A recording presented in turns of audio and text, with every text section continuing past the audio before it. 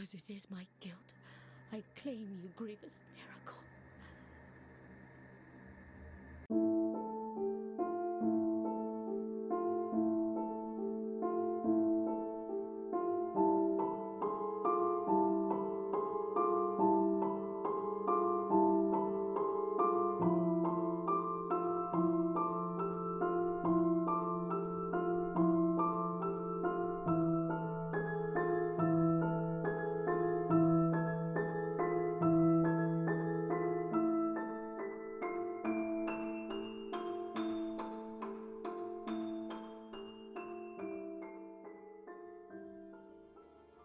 Blasphemous. This game, I hold dear. I hold dear to me. I'm a little biased here. I've been biased in all the games. I've been biased with all the games I've been covering so far. But I love this game. It is the reason I found or rekindled my love for Metroidvania all over again. I know it's weird. Like, I played Hollow Knight, enjoyed that, but it was Blasphemous that got me into the swing of it once again.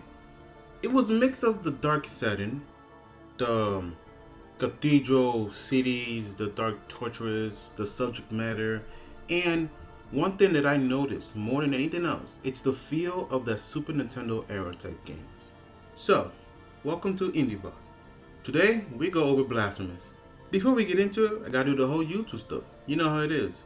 Do me a favor, hit that like, sub, and leave a comment for me, please. I'm trying to reach 100 squads before the end of the year, and I think we can do it. Do me the favor, and I will forever be grateful. Blasphemous is a dark fantasy game set in a world where, and hear me out, the miracle, that's the name of the religion, does good in a weird monkey's paw type of way. But really, in all fairness, the miracle is just a massive dick. Like, look at this creature. Look at this sad, poor creature. This was, or them, they were sisters. One of them was going to get wed off to someone that she didn't love, and they didn't want to be separated.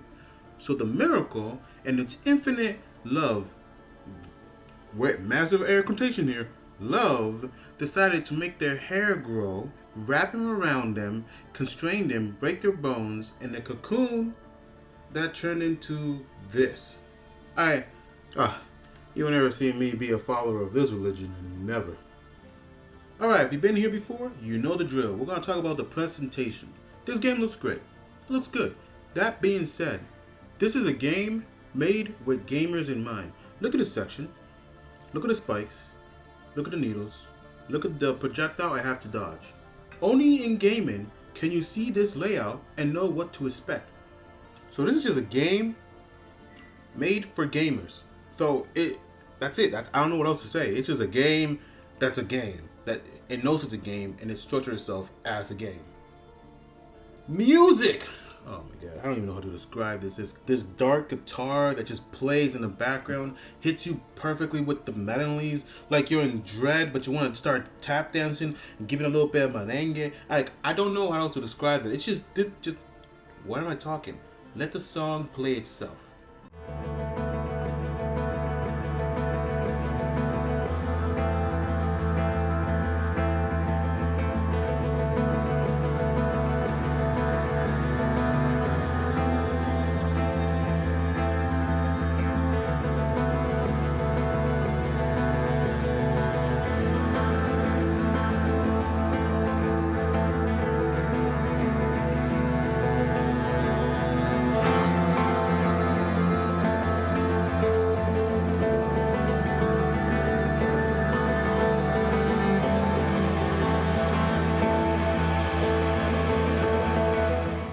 The music is somehow somber, hopeless, but hopeful.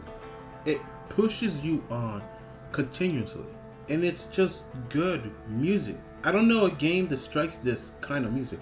Every other Castlevania always has that guitar, that synth, something, but this game just leans into it, leans into its themes. It's like a western, a Spanish western.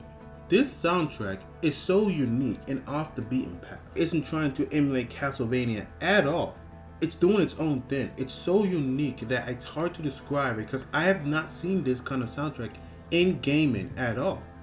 Look, I cannot be the one to tell you about the story, the lore of why and how things are happening in this world, in Custodia, the name of the land. So I'm going to link down below the people who taught me what's going on in this game. I recommend you go for the full story analysis, and then if you're still interested, go for the full in-depth deep dive. You won't regret it. It's actually quite interesting. But if you don't want to sit and watch a long ass video that I'm recommending out of nowhere, fine, I get it. I'm going to give you my dumb box interpretation. Give me a second, I gotta get ready. The high wheels, the one above all, the grievous miracle, takes and gives in many mysterious ways. Honestly, it's all quite disgusting and horrific, hence the name Grievous Mirror. Seems like the church, the major power of this world, has pissed off the high wheels. And this has been happening for quite some time. So now, the high wheels is quite pissed off and is taking it out on every single citizen of Custodia. Many ask for penance. Penance being that punish me until I am relieved of the sin that I have committed somehow. Now this is where the player character come in. You're the last member of the Brotherhood of the Silent Sorrow. The one person that is prophesied to end this age of penance. To give the high wheels what they want. So, you get up, pick up your sword from the lady. I don't know how this works, but it works. And you go and duke it out with the Pope. All for the enjoyment of the miracle. And if you know what true pain and true sin and guilt is, then you can save the world. If not, you got the bad ending. This explanation is wrong. Pretty much wrong. But basically, it's what happens. If you want the details, again, the links down below. Trust me, the details are worth the watch. Blasphemous isn't a hard game. It ain't at all. The game is quite fair. Damage isn't too high and enemies can be dealt with rather quickly. You have your spells / skills, which are just OP. You get so much iframes. Like, if you know which one to pick, you know. And more than anything, you just have to play the game and figure your way through it. Now, one thing that is a negative, in my honest opinion, about Blasphemous is that the game isn't deep. It's quite simple. When it comes to your moveset, your interactions with enemies, you attack, parry, and dodge. And you use your skills when you got them. If they're up, use them. You have a light equipment system to deal with certain bosses and certain damage types. Maybe give yourself a little more HP, do a little more damage.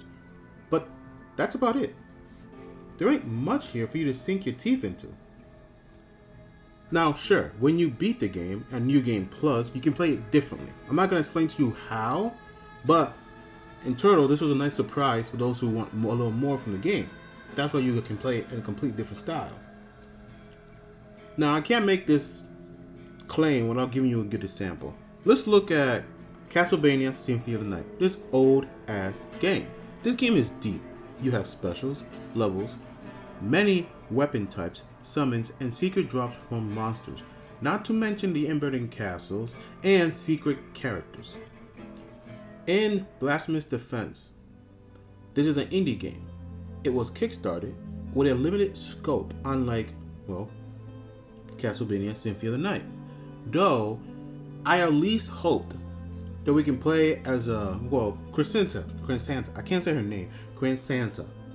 I at least hope we can play as her, but we didn't get that. Though it would have been awesome because she's quite the boss.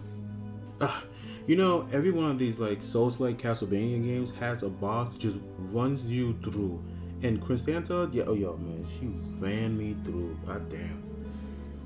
She was a toughie.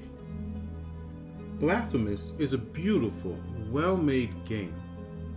Don't let the lack of depth keep you away from this game. From the music to its art direction, and even the story that's being told, and for those who want more, the lore itself is all top class, and I recommend this game. Alright, this has been Definitely Not a Box. Next time, we become necromancers.